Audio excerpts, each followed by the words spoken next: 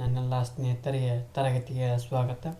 ತರಗತಿ ಪ್ರಾರಂಭ ಮಾಡೋಕ್ಕಿಂತ ಮುಂಚಿತವಾಗಿ ನಮ್ಮ ಒಂದು ಯೂಟ್ಯೂಬ್ ಚಾನಲ್ಗೆ ಸಬ್ಸ್ಕ್ರೈಬ್ ಆಗಿ, ಜೊತೆಗೆ ಪ್ರತಿನಿತ್ಯ ತರಗತಿಗಳನ್ನು ವೀಕ್ಷಿಸಿ ಅನ್ನುತ್ತಾ ಇವತ್ತಿನ ತರಗತಿಯನ್ನು ಪ್ರಾರಂಭ ಮಾಡ್ತಾ ಹೋಗ್ತೀನಿ. ಇವತ್ತಿನ ತರಗತಿ 2ನೇ ಆಂಗ್ಲೋ ಮಾರಾಟ ಯುದ್ಧದ ಬಗ್ಗೆ ಈ ಒಂದು ತರಗತಿಯೊಳಗೆ ಚರ್ಚೆಯನ್ನು ಮಾಡ್ತಾವೆ. ಈ ಹಿಂದೆ ತರಗತಿಯಲ್ಲಿ 1ನೇ ಆಂಗ್ಲೋ ಮಾರಾಟ ಯುದ್ಧದ ಬಗ್ಗೆ ಚರ್ಚೆ ಮಾಡ್ತೀವಿ. ಆ ಒಂದು ಯುದ್ಧವು 1775ರಿಂದ 1782ರವರೆಗೆ ನಡೀತಾ ಹೋಗ್ತೈತಿ. ಕೊನೆಗೆ ಸಾಲ್ಬಾಯ್ ಒಪ್ಪಂದದ ಮೂಲಕ ಕೊನೆಗೊಳ್ತೈತಿ. ಕೊನೆಗೆ ಪೇಶ್ವೆ ಯಾರು ಇರ್ತಾರಪ್ಪ ಅಂದರೆ 2ನೇ ಮಾಧವರಾವ್ ಇರ್ತಾ ಹೋಗ್ತಾನೆ. ಇದು ಹಿನ್ನೆಲೆ. ಮತ್ತು ಈಗ 2ನೇ ಆಂಗ್ಲೋ ಮಾರಾಟ ಯುದ್ಧದ ಬಗ್ಗೆ ಚರ್ಚೆಯನ್ನು ಮಾಡ್ತಾವೆ. 2ನೇ ಆಂಗ್ಲೋ ಮಾರಾಟ ಯುದ್ಧವು 1803ರಿಂದ 1805ರವರೆಗೆ ನಡೀತಾ ಹೋಗ್ತದೆ. ಈ ಮರಾಠ ಮನೆತನಗಳ ನಾಯಕರ ನಡುವಿನ ಸಂಘರ್ಷಕ್ಕೆ ಈ ಯುದ್ಧ ಕಾಣಾಗ್ತದೆ. ಈ ಹಿಂದೆ ಹೇಳಿದ್ದೆ 5 ಮನೆತನಗಳು ಬರ್ತಾ ಹೋಗ್ತವೆ. ಯಾವುದಪ್ಪ ಅಂದ್ರೆ ಪೂನಾದ ಪೇಶ್ವೆಗಳು ಬರ್ತಾ ಹೋಗ್ತಾರೆ, ನಾಗ್ಪುರದ ಭೋಸ್ಲೆ, ಯಾವುದು ಬರೋಡದ ಗಾಯಕ್ವಾಡ್ ಮತ್ತು ಇಂದೋರ್ನ ಹೋಳ್ಕರ್, ಇನ್ನೊಬ್ರು ಯಾರು ಗ್ವಾಲಿಯರ್ನ ಸಿಂಧಿಯಾ. 5 ಮನೆತನಗಳು ಬರ್ತಾ ಹೋಗ್ತವೆ. ಯಾವುದು ಮರಾಠಗಳು.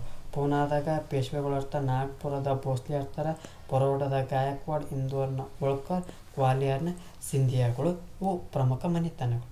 ಇಲ್ಲಿ 2ನೇ ಒಂದು ಆಂಗ್ಲೋ ಮಾರಾಟ ಯುದ್ಧ ನಡೆಯೋಕ್ಕೆ ಏನು ಕಾಣಾಗ್ತದಪ್ಪ ಅಂದ್ರೆ ಮರಾಠ ಮನೆತನಗಳ ನಾಯಕರ ನಡುವಿನ ಸಂಘರ್ಷಕ್ಕೆ ಏನಾಗ್ತೈತಿ, ಯುದ್ಧಕ್ಕೆ ಕಾಣಾಗ್ತೈತಿ. ಇಲ್ಲಿ ಹೋಳ್ಕರ್ ಮನೆತನ, ಹೋಳ್ಕರ್ ಯಾರು, ಇಂದೋರ್ನ ಹೋಳ್ಕರ್ ಮನೆತನದ ಯಶವಂತರಾವ್ ಏನು ಮಾಡ್ತಾನೆ ಒಂದು ಕಡೆ ಯಾರ. ಸಿಂಧಿಯಾ ಮನೆತನ, ಸಿಂಧಿಯಾ ಅಂದ್ರೆ ಯಾವುದು, ಗ್ವಾಲಿಯರ್ನ ಸಿಂಧಿಯಾ. ಇದು ಇಂದೋರ್ನ ಹೋಳ್ಕರ್ ಮತ್ತು ಗ್ವಾಲಿಯರ್ನ ಸಿಂಧಿಯಾ.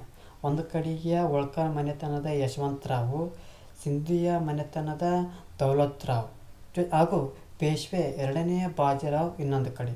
3 ಒಟ್ಟ ಯಾರು, ಒಂದು ಕಡೆ ಹೋಳ್ಕರ್ನ ಯಶವಂತರಾವ್ ಅದಾನ, ಇನ್ನೊಂದು ಕಡೆಗೆ ಸಿಂಧಿಯಾ ದೌಲತ್ರಾವ್ ಅದಾನ, ಇನ್ನೊಬ್ಬ ಪೇಶ್ವೆ 2ನೇ ಬಾಜಿರಾವ್ ಅದಾನ. 3 ಒಂದೊಂದು ಕಡೆಗೆ ಅದಾರ.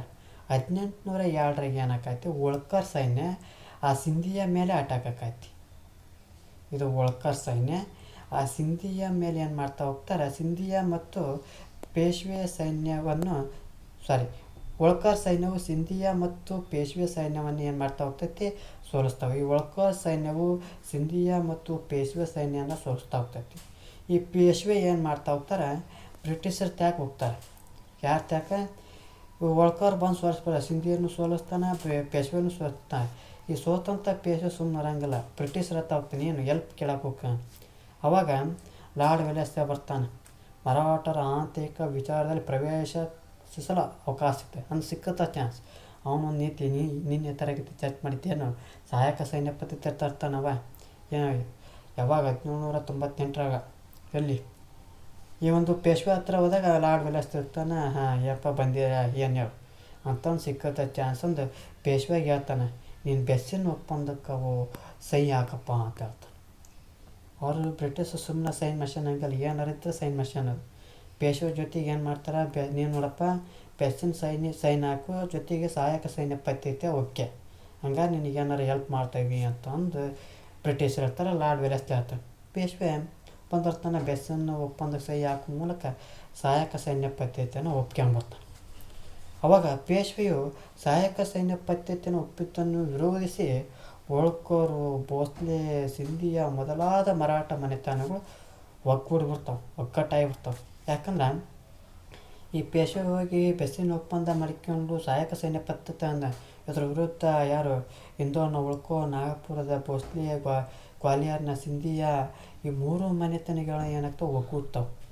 ಇವು 1803ರಿಂದ 1805ರವರೆಗೆ ಮರಾಠ ಮನೆತನಗಳ ಸೇನೆಯನ್ನು ಆ ವೆಲ್ಲೆಸ್ಲಿಯು ಅನೇಕ ಯುದ್ಧಗಳಲ್ಲಿ ಮಣಿಸ್ಬಿಡ್ತಾನೆ.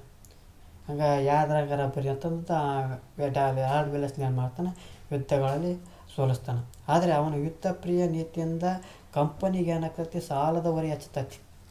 ಯಾಕೆ ಒಂದು ಯುದ್ಧ ಮಾಡಿರಿ 2 ಯುದ್ಧ ಮಾಡಿ ನಡೀತಾವೆ, ಅವನು ಸಿಕ್ಕ ಯುದ್ಧ ಮಾಡ್ತಾನೆ. ಹಾಗಾಗಿ ಯುದ್ಧ ಪ್ರಿಯನಾದಂಥ ಈ ಲಾರ್ಡ್ ವೆಲ್ಲೆಸ್ಲೆ ಕಂಪನಿಗೆ ಸಾಲದ ಹೊರೆ ಆತಂದು ಏನು ಮಾಡ್ತಾರೆ, ದೀರ್ಘ ಟೀಕೆಗೆ ಒಳಗಾದ. ಹಂಗೆ ಮಂದಿ ಹೇಳ್ತಾರೆ, ಅವನ ಮಾತು ಕೇಳಿ ವೆಲ್ಲೆಸ್ಲೆ ಏನು ಮಾಡ್ಬಿಡ್ತಾನೆ, ತನ್ನ ಹುದ್ದೆಗೆ ರಾಜೀನಾಮೆ ನೀಡಿ ಸ್ವದೇಶಕ್ಕೆ ಮಾಡಿ ಹೋಗ್ಬಿಡ್ತಾನೆ. ಇದರಿಂದ ಆ ಪ್ರದೇಶದಲ್ಲಿ ಏನಾಕತಿ ತಾತ್ಕಾಲಿಕ ಶಾಂತಿ ನೆಲೆಸ್ತೈತಿ. ಎಲ್ಲಕ್ಕಂದ್ರೆ ಇನ್ನು ಏನಾರು ಮಾಡಾರಂದ್ರೆ ನಾವು ಲಾರ್ಡ್ ವೆಲ್ಲೆಸ್ಲಿ ಇದಿಷ್ಟೇನಪ್ಪ ಅಂದ್ರೆ ಎರಡನೇ ಆಂಗ್ಲೋ ಮರಾಠ ಯುದ್ಧ. ಇಷ್ಟ ಸಂಕ್ಷಿಪ್ತವಾಗಿ ಹೇಳೋದಾದ್ರೆ ಏನಪ್ಪ ಅಂದ್ರೆ ಈ ಎರಡನೇ ಆಂಗ್ಲೋ ಮರಾಠ ಯುದ್ಧ ಏನಾಕತ್ತಪ್ಪ ಅಂದ್ರೆ ಆ ಮರಾಠ ಮನೆತನಗಳ ನಡುವಿನ ಸಂಘರ್ಷಕ್ಕೆ ವನ್ಯ ಕಾರಣ.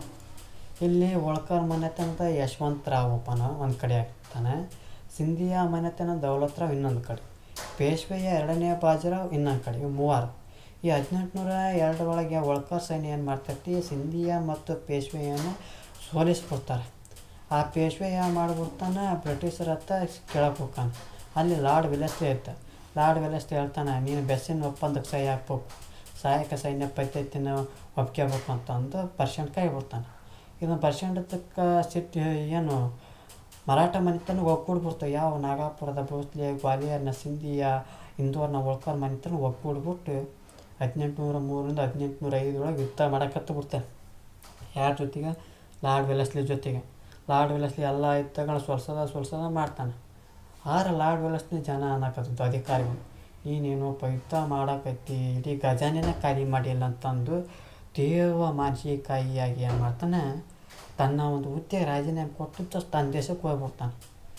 ಆಗ ಆ ಸಂದರ್ಭದಲ್ಲಿ ಈ ಒಂದು ಯುದ್ಧಗಳು ಅಲ್ಲಿಗೆ ತಮಾನ್ಯಕ್ಕೂ ಅಂದರೆ ಶಾಂತಿಯಿಂದ ನೆಲೆಸ್ತವೆ. ಇದು ಆಂಗ್ಲೋ ಮರಾಠ ಯುದ್ಧದ ಒಂದು ಸಂಕ್ಷಿಪ್ತ ಪರಿಚಯ.